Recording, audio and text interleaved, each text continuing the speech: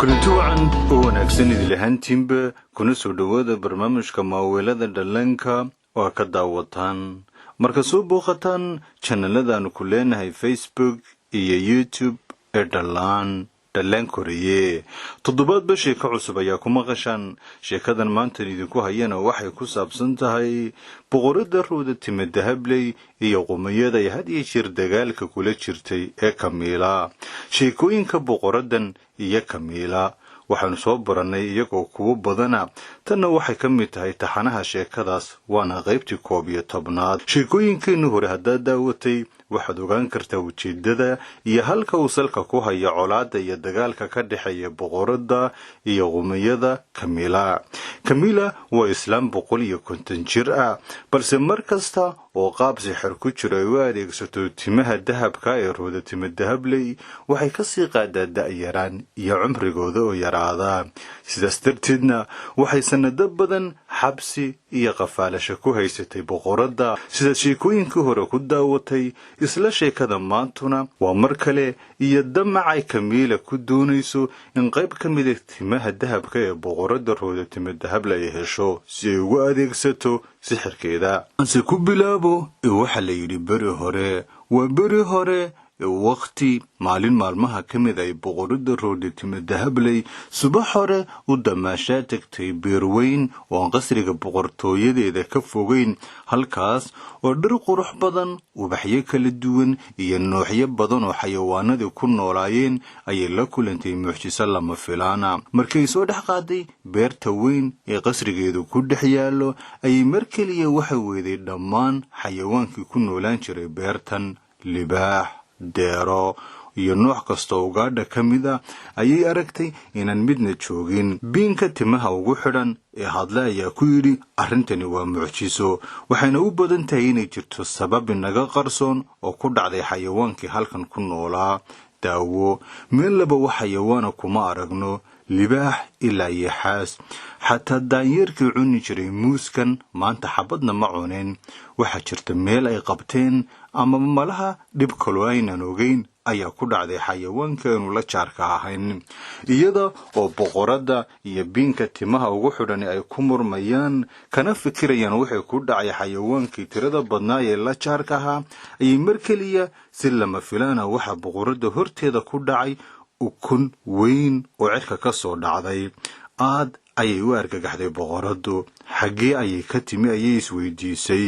weligeed ma arag balse had iyo jeer xayawaanka iyo wax kastoo xayawaanka samaysmo ayay caawin jirtay waxayna aragtay ukunta oo kolba dhan u ruxmaysa markaa kadibna waxay dareentay in ukuntan ay rabto inay qaraxdo sida noolaha ugu hoos jira uu uga soo baxo timaheeda dahabka ayay ku duubtay si ay ugu diiriso kuntuna waa ay diirtay balse ma dilaacin ee mar kale ayay banaanka u booday oo ka durugtay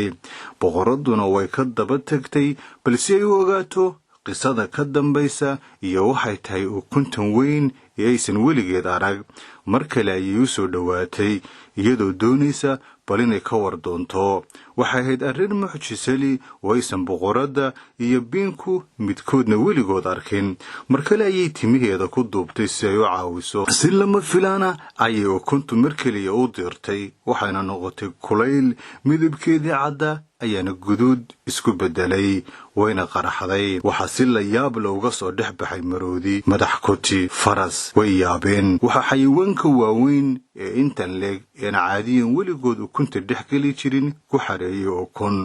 iyaga oo yaaban ayaa waxa ukuntii mar kale ka soo dhex baxday ukun kale oo guduud amba casaan ah mar kale ayay yaabtay balse sidii oo kale ayay ukuntii haddana ka oroday boqorada Ruuda Timadahableyna kama hadhin ee mar kale ayay ka daba tagtay si ay u caawiso balse intaysan caawin ayayba qaraxday waxaana si la yaab looga soo baxay libaax way argagaxday waxay tidhi tani caadi maaha balse shabeel ayaa isaguna ka soo baxay iyadoo la yaaban waxa xayawaankii waaweynaa duurka ku noolaa ku xareeyay ukuntan ay mar kale si la yaab leh ukuntii guduudneed waxa uga soo dhex baxday ukun kale oo cagaaran sidii oo kale ayay durugtay waxaana u dhowaatay dhanka hare biyo ku jiraan way ka soo daba oroday rooda timo dahabley si ay u caawiso balse intaysan soo gaadhinba ukunta ayaa qaraxday waxaana ka soo dhex baxay yaxaas iyo laba xur waxayna u dhaqaaqeen dhanka biyaha waa mucjiso mar kale dhabanaha isku reebtay boqorada sababta xayawaankii duurka biyaha iyo harada ku noolaa dhammaantood ukun ku xaraysay ee halka tan isugu soo ururisay waa arrin weligeed aysan arag adduunkana hara uga dhicin iyadoo mucjisada tan la yaaban ayaa mar kale isla ukuntii waxaa ka soo dhex baxay ukun kale oo iyaduna la yaabkeeda leh mar kale ayay boqoradu ku soo oroday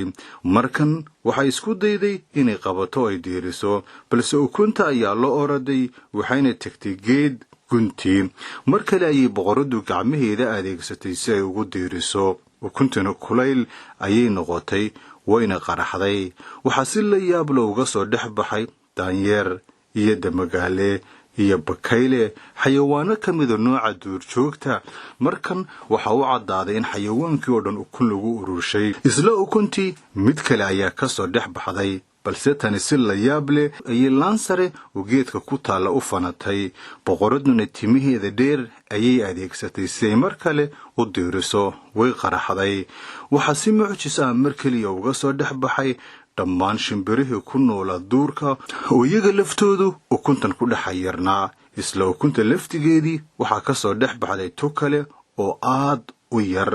geedka ayay kor uga fuushay balse intay ruxuntay ayay soo dhacday wax yar intaysan dhulka ku dhicin waxa gacanteeda ku qabatay oo badbaadisay boqorada rooda timo dahabley mar kale ayay labadeeda gacmood adeegsatay si ay u diiriso isla ukuntii ayaa dilaacday waxaana mar kale ka soo baxay si la yaab leh dhammaan xasharaadka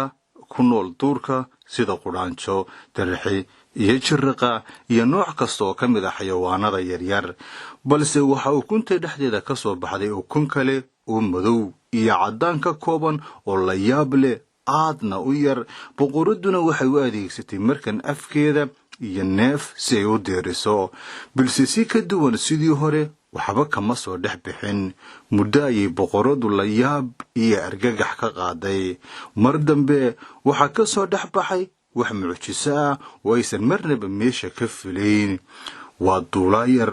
oo u eg sida duqsiga oo kale balse waa qumayada kamiila oo beedkan dhexdiisa iska dhigtay duula sida duqsiga oo kale waxayna doonaysaa inay dhex gasho timaha dahabka ee boqorada si ujeedadeeda uga fushato boqorada oo argagaxday ayaa isku dayday inay timaheeda ka daboosho duulaagan yar waxaana markiiba arkay biinka ku xidhan timaheeda oo u sheegay in tani ay tahay qumayada kamiilo oo duqsi iska dhigtay boqoradu dhan walba iyadoo gacmaheeda adeegsanaysa waxay isku dayday inay timaheeda ka celiso balse taa kuma guulaysan kamiilana waxay daftiri timaha faraha badan leh boqorada oo ah ujeedada weyn ee had iyo jeer u socotay weligeedna baadigoobka ugu jirtay taasoo ah markii ay qayb ka mid ahaanto inay ujeedadeeda gaadhayso weligeedna noolaan karto markii ay timaha dhex gashay ayay dhalada ay ku jirta sunta sixirka ka kooban la soo baxday balse nasiib wanaag waxa caawiyay boqorada biinkeeda oo inta uu soo degay qabtay kadibna meel fog oo aad u daran ku tuuray balse kamiila intaa kuma joogsan markiiba intay kacday oo ay adeegsatay sixir kale ayay ku soo noqotay sidii ay ahaan jirtay markeedii hore waxayna adeegsatay mafiiqda duusha boqoraduna waxay isku dayday inay ka baxsato oo ay lafaheeda kala cararto muddo dheer ayay ordaysay si ay uga baxsato qumayada eryanaysa mar dambana meel cidlaa ayay ku kuftay kamiilana waxay aragtay in mar kale ay hantiday fursad ay timaha dahabka ah ee boqorada ku goosan karto balse si la yaab leh ayaa markeliya waxa qumayada iyo boqorada u soo kala dhex galay hadh aysan weligeed arag